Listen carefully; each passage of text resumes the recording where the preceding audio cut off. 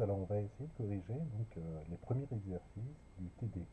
Alors donc le premier exo, c'est donc on a un graphe simple avec n sommets et donc on veut démontrer ça va être, que le degré de chaque sommet est inférieur ou égal à n-1, d'accord?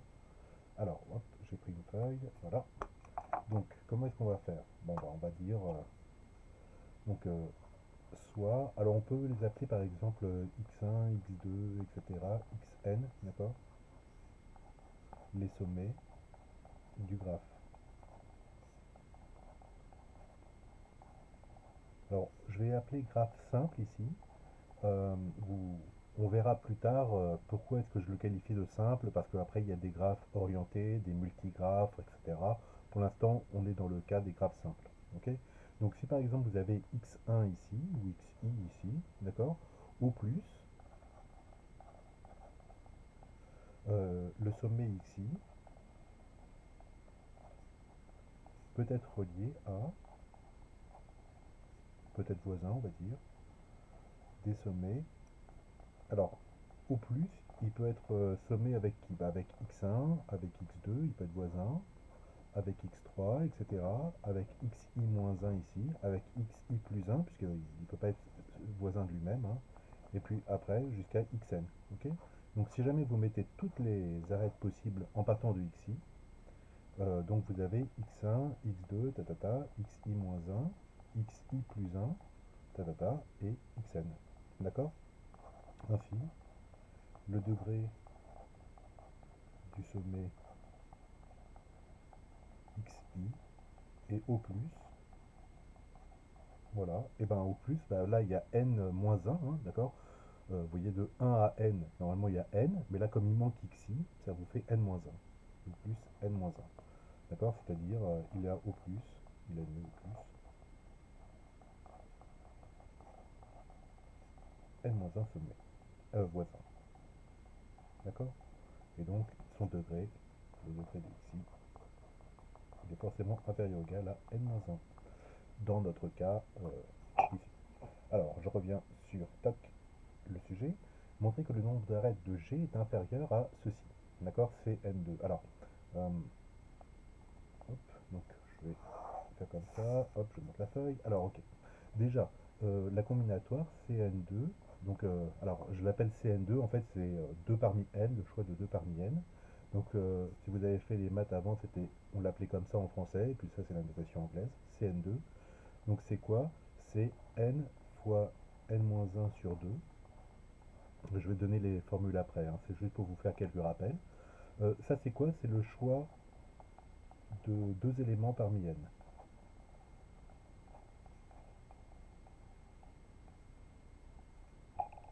Hop, pardon pour la caméra.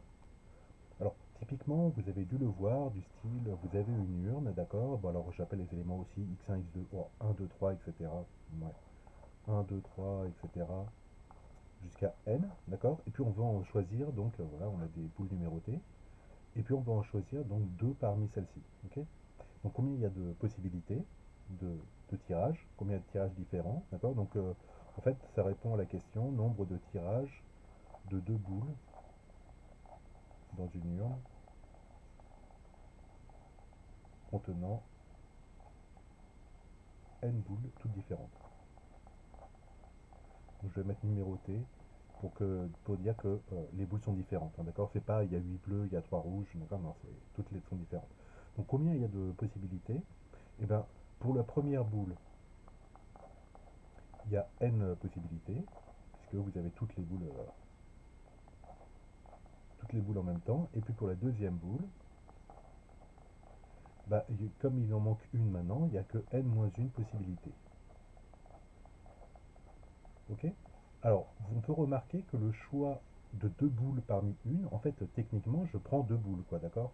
Mais le choix de deux boules parmi une, ça revient à tirer une première boule, puis une deuxième, comment dire, sans remise, quoi, d'accord? Tirage de deux boules sans remise. Là, c'est ce que j'ai fait ici. Mais, regardez, si par exemple je tire la boule 1 au départ, puis la boule 2, d'accord? J'obtiens donc les boules 1 et 2, mais j'aurai aussi la même chose si je tire la boule 2 déjà, dans mon truc, puis la boule 1, d'accord?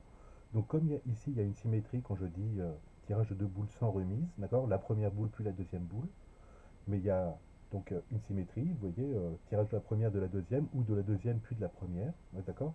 Donc c'est pour ça que divisé par 2 à cause de la symétrie.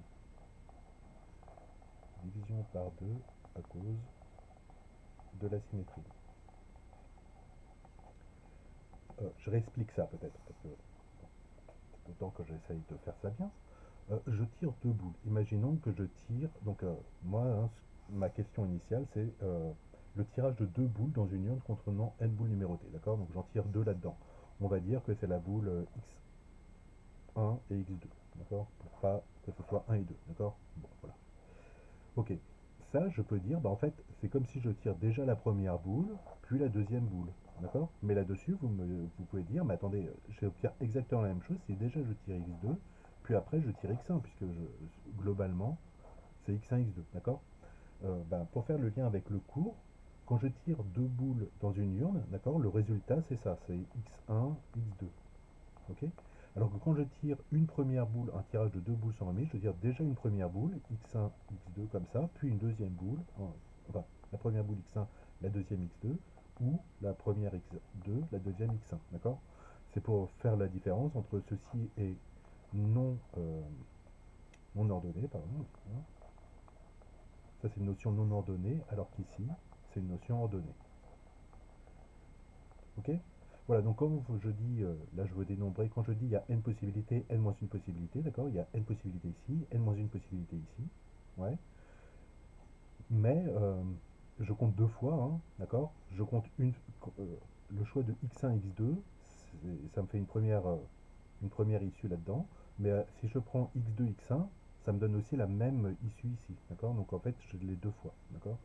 D'où le nombre Cn2, c'est égal, d'accord, à n-1 sur 2. N, donc là c'est le principe multiplicatif, on veut dire déjà parmi n possibilités 1, donc n, fois n-1, puisqu'il y a n-1 possibilité ensuite. D'accord, mais comme toutes les issues, je les ai comptées deux fois à cause de cette symétrie-là, je dois diviser par 2. Ok. Donc voilà pour ça. Et de manière générale, si vous voulez le CNK, pour vous rappeler, hein, d'accord, ça vous donne n, n-1, etc., n-k sur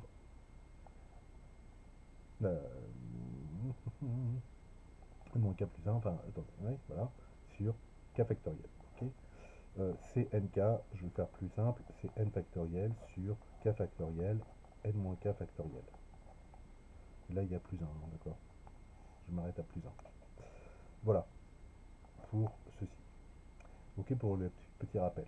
Alors, tout ça pour dire quoi, au fait? Ah ouais, je suis parti dans de longues digressions, simplement pour faire CN2 comme ça. Ok, ok. Alors, allons-y. Donc, le nombre maximum d'arêtes d'un graphe, bah, d'arêtes, il y en a plein, d'ordre n.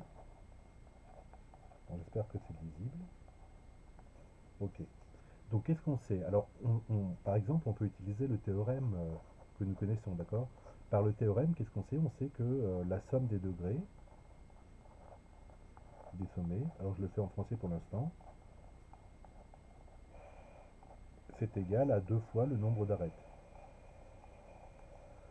Alors, pour l'instant, je fais en français comme ça, c'est juste pour que tout le monde comprenne, ok? Donc, je vais dire soit, alors je l'appelais M, hein, mon nombre d'arêtes,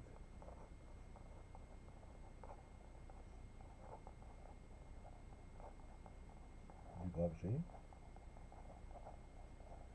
Alors, qu'est-ce qu'on a? Eh ben, on peut dire que la somme des degrés, donc la somme de i égale 1 jusqu'à n des degrés de xi, on est d'accord que xi c'était les sommets, hein, c'est comme ça que je les ai appelés, x1, x2, xn. Donc la somme des degrés doit faire 2n. Ok. Or, on sait que le degré de xi il est plus petit que n-1, donc alors, je peux majorer ça, alors je vais peut-être l'écrire de l'autre côté, hein, d'accord? Je vais écrire 2m est égal à la somme des degrés de xi. C'est plus simple pour majorer, d'accord? Donc le degré de xi, vous voyez qu'il est ici, il est plus petit que n-1, donc je veux dire que 2n plus petit que la somme de i égale à 1 jusqu'à n de la constante n-1. Ok? Je somme n fois n-1, donc ça me fait n-1, d'où et d'où m, pardon, hop, je divise par 2, est plus petit que n-1 sur 2, et c'est bien mon CNK, là, CN2. Ok? Voilà, par exemple. Un autre exemple, une autre façon de faire, ok? J'appelle, je vais dire, je vais compter, voilà, comptons le nombre d'arêtes du graphe complet d'ordre n. Donc je l'ai appelé Kn, enfin il s'appelle Kn, du graphe Kn complet d'ordre n. Ok, donc je note pareil les sommets x1, x2, etc. D'accord? Donc j'ai x1 qui est ici. Euh, Quel est le degré? Alors combien est-ce que je mets d'arêtes ici? Donc, le, donc il est relié avec x2, avec x3, etc. jusqu'à avec xn. Vous êtes d'accord? Donc là j'ai n-1 arête. Ok? Tout le monde, de x1 vers x2, vers x3, etc. Donc ça me fait autant que de 2 à n, et là il y en a n-1, d'accord? De 1 à n, il y en a n, donc de 2 à n, il y en a n-1. Ok? Donc il y a n-1 arête du type de la forme x1, xi avec, hop là, i qui est plus grand ou égal à 2, et puis plus petit bien sûr que n. Ok? Voilà, donc là ça m'en fait n-1, et puis après il faut que je compte les arêtes de la forme. Il y a combien est-il d'arêtes de la forme x2, xi avec cette fois-ci i supérieur ou égal à 3. D'accord? Parce que x1, x2 j'ai déjà compté, mais maintenant il faut que je compte x2, x3, x2, x4, x2, x5, etc. jusqu'à x2, xn. Ok? Il y en a n-2. D'accord? Je le mets ici, de, bon, de x2 à x3, de x2 à x4, de x2 à x5, etc. de x2 jusqu'à xn. D'accord? Donc la première, hein, il y a toujours x2, la première ça commence à x, de x3 jusqu'à xn, ok? Et là ça fait bien n-2 termes de la forme, tac, voilà. Voilà, et puis après je me demande combien d'arêtes de la forme x3, xi avec i supérieur ou égal à 4 cette fois-ci, d'accord? La première arête que je dois compter, les autres je les ai déjà, c'est x3, x4, d'accord? Et donc il y en a n-3, etc. Ok? Et puis la dernière arête que je vais rajouter, c'est xn-1, xn, xn-1. Alors xi avec i supérieur ou égal à n, mais comme i il est de toute façon plus petit que n, d'accord? Donc il y a une arête. Il y a une arête de la forme. Ok? Donc au total, combien est-ce qu'il y a d'arêtes? Au total, j'ai de la place, oui, vous voyez sur l'écran. Au total, il y a. Donc il y a, alors je vais faire, voilà, n-1 plus n-2 plus n-3 plus etc. jusqu'à plus 1. D'accord? Arrête. Ok, et donc ça, ceci, c'est la somme des n-1 premiers entiers. Et cette somme-là, elle vaut, elle vaut, n, n-, mhm, n-1 sur 2. Voilà. Alors, je vais peut-être juste vous démontrer ça encore, hein. Bon, si ça date, hein, pour vous peut-être. Alors, donc, on a terminé l'exercice. Simplement, pourquoi est-ce que la somme des n-1 premiers entiers, hein, parce que la formule que j'ai utilisée là, euh, c'est- ça fait n-1 sur 2, d'accord? Alors, je vous raconte une petite histoire. Alors, la petite histoire, c'est donc ce qu'on appelle la méthode de Gauss. Alors, allons-y. Donc, l'histoire est vraie, hein, c'était donc... ah, je ne voyais pas mon écran, voilà, méthode de Gauss. Donc, quand Gauss était tout jeune élève, il embêtait beaucoup son prof de maths, enfin son instituteur, parce qu'il répondait à toutes les questions. Et l'instituteur avait vu dans une revue que la somme de 1 plus 2 plus 3 jusqu'à plus 100, ça faisait de mémoire 5050. Voilà, et il se dit, bah, tiens, je vais avoir la paix, je vais lui demander ça. Et donc il pensait l'occuper pendant une bonne demi-heure, hein, pour faire tous les calculs. Et au bout de quelques secondes, Gauss lui donne la réponse. Alors il demande, mais comment tu as fait? C'est pas possible. voilà. Et donc, voilà. Donc, S, c'était la somme. Et c'est donc un plus 2 plus 3 plus etc. plus n. D'accord? Donc, S, c'est la somme des n premiers entiers. Et alors, bah, Gauss, hein, il faisait plus 100. D'accord? Bon, les 100 premiers entiers. Enfin, entier naturel plus non nul. Voilà. Ok, donc plus 100. Et puis après, il a fait S est égal, bah, c'est pareil, hein, si on fait 100 plus 99, plus 98, plus etc. Plus, alors là, ouais, j'aurais dû mettre plus 99 plus 100, voilà, ça. Et puis si on fait la somme comme ça, donc là, ça fait 2S qui est égal, alors là, ça fait 100 plus 1, ça fait 101, plus 99 plus 2, ça fait aussi 101, 98 plus 3, ça fait aussi 101, plus etc. Plus, et là, donc ça fait 101. En fait, donc, vous voyez que à chaque fois, quand je le fais colonne par colonne, bah, ça fait toujours 101, c'est une constante, d'accord? Bah, comme il y a 100 termes ici, ok, parce que vous les comptez là, hein, le nombre de colonnes, il y a 1, la colonne 2, la colonne 3, donc la colonne 100, donc il y a 100 termes, d'accord? Donc ça vous fait quoi? Ça vous fait que 2S est égal à 100 fois 101, d'accord? Et d'où S est égal à 101 fois 100 divisé par 2, ok? Et donc, voilà, ça c'était la méthode historique. Et donc quand on fait S, la somme des n premiers entiers, cette fois-ci avec n. Alors je vais peut-être mettre Sn, tiens, comme ça. Comment est-ce qu'on fait? Ben, donc Sn, on fait la même chose, hein. 1 plus 2 plus 3 plus etc. plus n. Sn, c'est aussi n plus n-1 plus n-2 plus etc. plus, bah, le dernier c'est 1. Donc paf, S plus Sn plus Sn, ça me fait 2Sn qui est égal, et donc là ça me fait n plus 1 plus n-1 plus 2, bah, ça fait aussi n plus 1. N-2 plus 3, ça fait aussi n plus 1, plus, etc., plus, et c'est donc les deux derniers, ça me fait n plus 1. Ok? Combien j'ai de colonnes là que je viens de faire? Je viens de faire la somme en colonnes. Bah, j'en ai n, vous voyez ici. D'accord? Donc ce que j'ai que 2Sn est égal à n fois n plus 1. D'accord? D'où bah, Sn, c'est égal à n plus 1 sur 2. Ok? Et alors faites attention, hop, par rapport à ce qu'on a écrit là, d'accord? Nous on voulait la somme des n-1 premiers entiers, d'accord? Donc d'accord, ça allait de 1 ici tout en bas jusqu'à n-1 tout en haut, d'accord? Donc on veut la somme des n-1 premiers entiers, et donc la somme, ah ouais, vous voyez pas, des n-1 premiers entiers. Alors je ne vais pas refaire le truc, hein, je vais juste utiliser ça, s n-1, je remplace le n par n-1, d'accord? Donc ce n là il devient n-1, fois le n plus 1, bah, je le remplace le n par n-1, donc ça me fait n-1 plus 1, bah, ça me fait n sur 2, d'accord? Et ça me fait n-1 sur 2, c'est-à-dire c'est bien le choix de 2 parmi n. Alors le n il est là, le 2 il est là, en anglais. Voilà donc par exemple pour une autre façon de résoudre cette petite question. Alors, question suivante. Combien de graphes simples peut-on définir sur n sommets numérotés? Alors peut-être ça c'est plus compliqué, hein. Ok, donc on va considérer, donc question 3, ok, donc on va considérer le graphe complet, vous voyez, celui donc x1 qui est relié avec x2, qui est relié aussi avec x3, tout le monde, hein, d'accord, il est complet, avec x4, ainsi de suite, d'accord? Donc ils ont tous relié comme ça, ok? Donc ça c'est, on va dire, notre graphe sous-jacent, et puis donc on va savoir, pour chaque graphe hein, qui existe, on va se demander, bah, est-ce que cette arête, elle existe ou pas dans notre graphe, ok?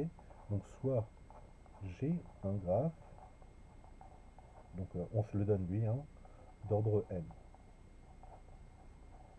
D'accord? Pour chaque arête, donc là lui c'est Kn, hein, pour chaque arête du graphe Kn, du graphe complet Kn, ouais, du graphe quand même complet, hop, Kn, on se demande si bah, cette arête appartient ou pas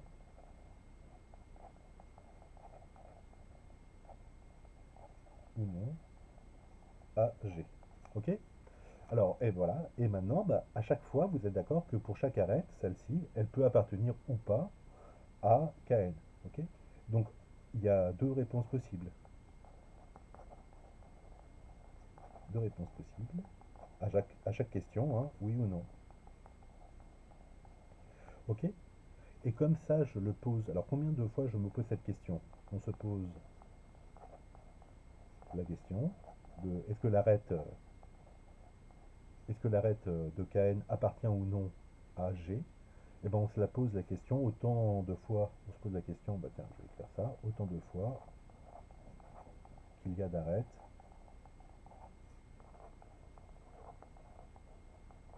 dans Kn. Ok. Et il y en a combien? Bah, il y en a donc, c'est-à-dire, bah, il y en a donc ce nombre-là, 2 parmi n, c'est n2, c'est-à-dire nn-1 sur 2. D'accord? Voilà, et donc je me pose de manière indépendante cn2 fois la question où il y a deux réponses possibles, d'accord? Et donc au total, par le principe multiplicatif, ainsi, il y a 2 puissance nn-1 sur 2 graphes différents sur n sommés. Ok, alors j'explique un petit peu plus encore, hein.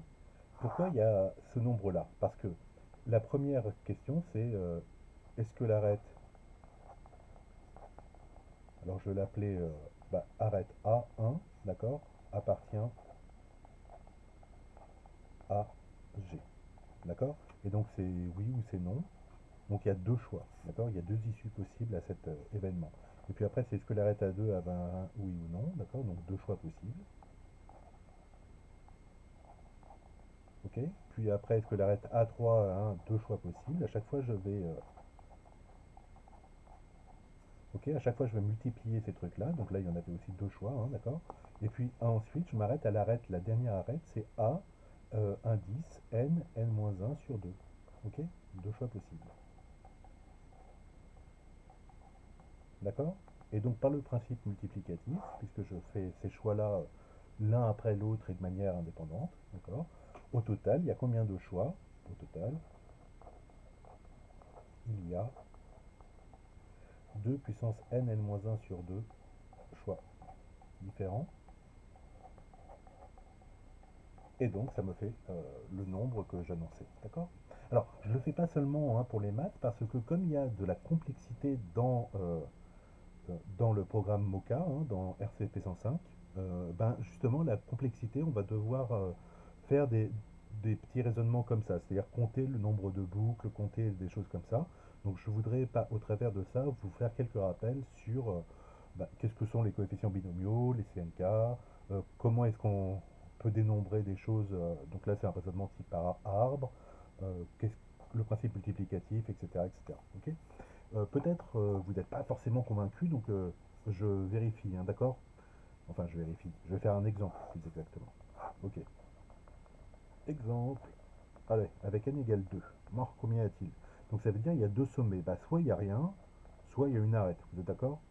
Donc il y a deux choses, hein. Et est-ce que 2 puissance, alors n est égal à 2, 2 fois 1 sur 2, d'accord? Donc 2 fois 1 sur 2, ça fait 1, bah, ça fait bien 2, donc ça correspond à ça. Ok. Pour n est égal à 3.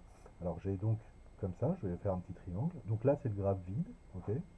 Ensuite, bah, j'ai le graphe avec cette arête-ci, ou le graphe avec cette arête-ci. Alors je dénombre hein, les graphes différents, hein, pas les graphes à isomorphisme près, hein. Là avec cette arête-ci, d'accord. Et puis c'est tout, hein, les graphes avec une arête, il n'y a que ça. Parce que là donc il faut peut-être que j'explique tout, hein. Par exemple, imaginons que là je prenne x1, x2, x3, d'accord. Là c'est x1, x2, voilà l'arête. Là, c'est x2, x3 à l'arête. Là, c'est x1, x3 l'arête. D'accord? Donc, ce sont bien des graphes différents à chaque fois. Puis, donc là, j'ai épuisé les graphes avec une arête, j'ai dit. Donc, maintenant, avec deux arêtes, comment faire? Pof, pof, pof. Avec deux arêtes, bah, je peux avoir ces deux-là. Ou je peux avoir ces deux-là. Ou je peux avoir, hop, ces deux-là. D'accord? Et puis après, ben, il y a le graphe avec trois arêtes. Il n'y en a qu'un seul. Ok? Donc combien est-ce que j'ai de graphes? J'en ai un, 2, 3, 4, 5, 6, 7, 8. D'accord? Il y a 8 graphes différents. 8 graphes différents ayant 3 sommets. D'accord? Et maintenant, si je regarde ce nombre-là, ça fait 2 puissance, alors 3 fois 2 sur 2, c'est-à-dire 2 puissance 3, d'accord? Et ça vous fait 2 fois 2 fois 2, d'accord? 2 fois 2, 4 fois 2, 8. Ok, j'ai bien le 8, je le retrouve bien ici. D'accord? Voilà, alors notez bien, hein, alors toujours pour faire travailler les notations, enfin les notions plutôt du cours. Alors, première remarque, ici je les compte, par exemple lui et lui ils sont complémentaires, d'accord? Lui et lui ils sont complémentaires, lui et lui ils sont complémentaires, lui et lui ils sont complémentaires, ok? Bon, pour passer donc du graphe à son complémentaire, voilà, il y a des trucs. Et après, qu'est-ce que je voulais vous dire? Ah oui, ce n'est pas isomorphisme près, hein, d'accord? Évidemment, ces trois-là, ils sont isomorphes, ces trois-là, ils sont isomorphes, et c'est tout. Ok? Voilà, voilà pour cette question. Il y en a une autre encore. Hop. Voilà, donc c'est pour ça que j'avais mis des graphes numérotés, hein, bon, pour éviter la notion d'isomorphisme. Et enfin, dernière question, montrer alors que G contient deux sommets ayant le même degré. Ok. Alors, j'ai écrit donc soit G un graphe d'ordre n et montrant que G admet deux sommets ayant le même degré. Alors comment est-ce que je vais faire? Ben, je vais essayer de ne pas avoir, le même degré, d'accord? Donc qu'est-ce que je sais? Je sais que G étant d'ordre n, d'accord? Les degrés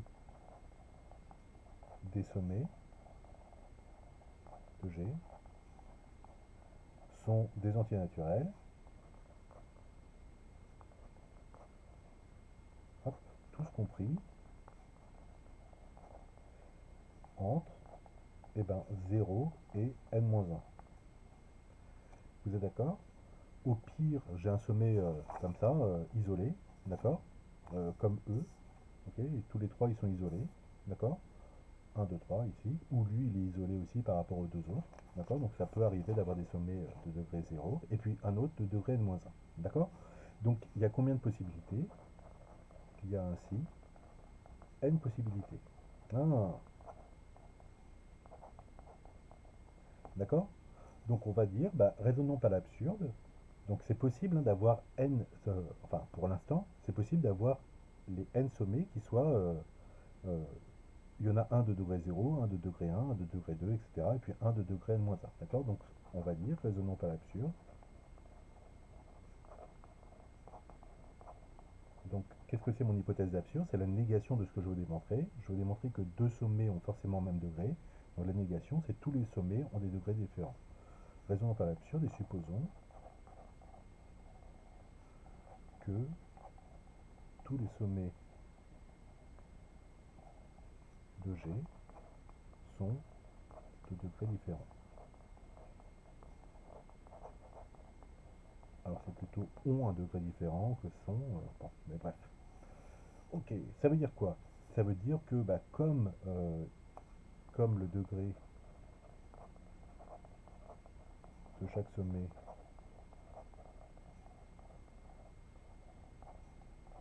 est, hop, c'est facile comme ça, un entier naturel compris entre 0 et n-1, donc nécessairement quoi? Nécessairement G admet alors un sommet, hein, puisqu'on suppose qu'ils sont tous différents, donc un sommet de degré 0, un sommet de degré 1, un sommet de degré 2, et ainsi de suite, jusqu'à un sommet de degré n-1. Ok? Là, j'obtiens bien mes n sommets, et là, j'obtiens bien tous les degrés différents. D'accord? C'est mon hypothèse d'absurde pour l'instant. Ok? Voilà. Et alors, donc, je vais l'appeler, appelons-le x0, lui on peut l'appeler x1, lui on peut l'appeler x2, et ainsi de suite, et puis lui on l'appelle xn-1, d'accord? Ouais, comme ça on voit bien que j'ai bien mes n sommets, hein, d'accord? Autant que de entiers entre 0 et n-1, d'accord? Voilà, et en fait l'absurde, ça se passe entre ces deux-là, entre le premier et le dernier, quoi, en fait, d'accord? Tac et tac, ok? Ça, avoir cette condition-là, c'est absurde, ok? Regardez, pourquoi? Parce que x0 est donc un sommet isolé,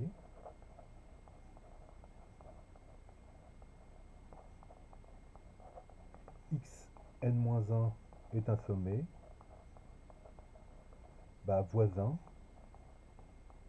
de tous les autres sommets, de tous les autres sommets de G. D'accord? Et vous voyez qu'ici, là, c'est absurde, hein, d'accord? Si je suis voisin, si xn-1 il est voisin de tout le monde, lui, il ne peut pas être isolé puisqu'il a xn-1 comme voisin, d'accord? Et donc là, c'est absurde. Avoir les deux conditions en même temps, c'est absurde, d'accord? Voilà, et donc on obtient bien ce que l'on souhaite, c'est-à-dire, par l'absurde, j'ai démontré quoi? J'ai démontré que euh, l'hypothèse, d'accord, que tous les sommets de G sont des degrés différents est absurde, d'accord? Donc, G admet au moins deux sommets de même degré. Voilà, ok. Alors, par exemple, quel type d'exercice on peut avoir avec ça? C'est par exemple tout ce qui est poignée de main, etc. D'accord? Vous avez une fête, les gens se serrent la main au départ, donc, et on se demande, enfin forcément, il y a deux personnes qui ont serré exactement le même nombre de mains dans la soirée, par exemple. Voilà, ça fait déjà 30 minutes, 31 minutes. Ok, bon, j'espère que c'est bon pour ces premiers exercices pour vous. Voilà.